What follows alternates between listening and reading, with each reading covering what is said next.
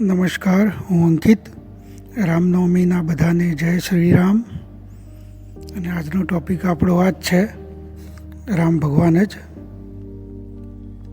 તો સૌથી પહેલાં તો હું એ જ કહેવા માગું છું કે મને તો એવું જ લાગે છે કે 2014ના ઇલેક્શનમાં જ રામ ભગવાનનો જન્મ થયો. કદાચ હું આ વાત કહું તો બધાને ખોટું લાગે, ઘણા લોકોને, પણ હું સત્ય જ એ જ કહું છું કે આપણે બધાની તો બરાબર, પણ મને તો એવું જ લાગે છે કે 2014ના ઇલેક્શનમાં જ રામ ભગવાનનો જન્મ થયો. તો હું એવું એટલા માટે કહું છું કે તમે બધા જોયા હશો, જેમ ગયા વિડીયોમાં મેં કીધું હતું, જેમ આજે તમે સોશિયલ મીડિયા ઉપર જોશો તો બધાને એવું જ લાગશે કે આજે રામના લોકો એટલા બધા ભક્ત બની ગયા છે કે અયોધ્યામાં જ લોકો રહેતા હોય, આપણે અત્યારે રહેતા હોય એવું તમને ફીલ થશે. અને તમે જોયું જ હશે, આજે બધા લોકો સ્ટેટસ તમે પણ મૂક્યું હશે, મેં તો નથી મૂક્યું, જેમ મેં ગઈ વખત કીધું હતું. અને બીજી વાત એ કે ચલો આપણે માની લઈએ કે રામ પહેલેથી જ હતા, એટલે માની લઈએ કે હતા જ. તો હું કહું છું કે 2014 પછી એમનો જન્મ થયો, ઇલેક્શનના 2014ના ઇલેક્શનમાં જે જન્મ થયો એમનો, એવું માનું છું હું. કે પહેલાં તો એવું એટલે હું માનું છું કે ઇલેક્શન પહેલાં હું મારા આજુબાજુના લોકો, ફ્રેન્ડ સર્કલ હોય, એમાં ઘણા એવા ફ્રેન્ડો છે મારા કે જેમના મોઢે કોઈ દિવસ જય શ્રી રામ કે એવું કંઈ સાંભળ્યું જ નહોતું. જે 2014ના ઇલેક્શન પછી જે લોકો અત્યાર સુધી બોલે છે, પણ પહેલાં કોઈ દિવસ નહોતો સાંભળતો એમના મોઢે. એટલે હું એવું માનું છું કે 2014ના ઇલેક્શન પછી જ જન્મ થયો રામનો.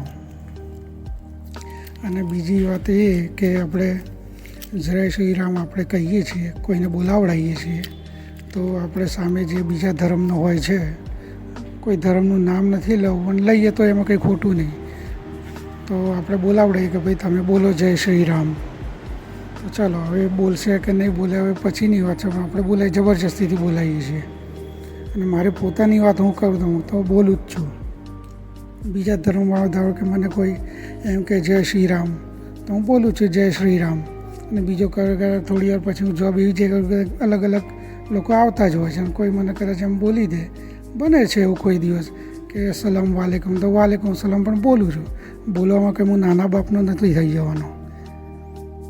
એટલે આપણે કંઈ એમાં બોલવામાં કંઈ વાંધો નહીં, સામેવાળો પણ બોલશે જ, તમે બોલશો તો એમાં કંઈ આપણે એવું કંઈ ખરાબ કે નાના માણસ નથી થઈ જવાના એ બોલવામાં. અને બીજી મેઇન વાત એ છે કે તમે બીજા ધર્મને માન આપશો તો બીજા ધર્મવાળા પણ તમને માન આપશે. તમે જ કોઈ ધર્મની રિસ્પેક્ટ નહીં કરો તો તમારા ધર્મની કોઈ રિસ્પેક્ટ નહીં કરે.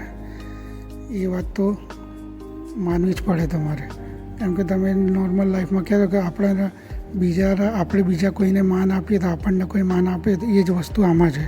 કોઈ બીજાના ધર્મને તમે માન આપશો તો કોઈ તમારા ધર્મને માન આપશે.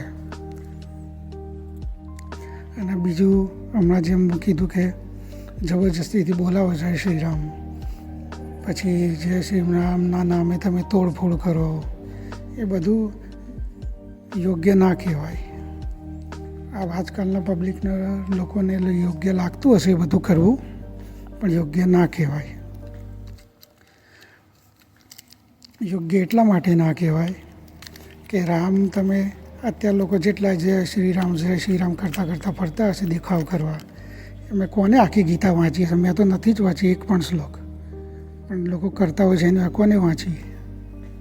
રામ એવું તો કંઈ ગયા નહોતા કે મારા નામ કોઈ ના બોલો તો એનો મારજો, કે એનું ઘર તોડી નાખજો, કે એને કોઈ પણ રીતે હેરાન કરજો. ગીતામાં તો એવું કંઈ કીધું નહોતું. તો કંઈ અલગ વસ્તુ છે. તમે લોકો કહેશો કે ગીતા અને રામ બરાબર, પણ કે ગીતામાં એવું કંઈ નથી લખ્યું કે આ રીતે તમે કોઈ નામ ના લે મારું. તો કૃષ્ણ ભગવાને એવું નથી કીધું. બાકી એમાં 100% ગીતામાં એવું કીધું છે. જેમ કે અત્યારે આપણા કોર્ટની જે બધા કલમો છે કે આ તમે ગુનો કર્યો તો એના માટે આ સજા, પેલો ગુનો કર્યો તો એના માટે પેલી સજા, એમ ગીતામાં એ રીતે લખેલું છે કે તમે જે કર્મ કરશો એનું ફળ તમને મળશે. એમાં તમે લોકો વાંચજો, લખે કે આવી સજા છે, આ કરશો તો આવું, આ સારું કર્મ કરશો તમને આવું ફળ મળશે, એટલે પહેલેથી જ ચાલુ છે. અત્યારે કોર્ડ સિસ્ટમ કહેવાય. પહેલાં ગીતામાં તમને આ જ સમજાવ્યું છે કે લોકો આના ઉપર ચાલે. અત્યારે આપણા કલમો ઉપર ચાલીએ છીએ. એટલે આ જ કહેવું છે મારે, બાકી તો બીજું કંઈ નહીં. ચલો આવતા વિડીયોમાં મળીએ. જય શ્રી રામ.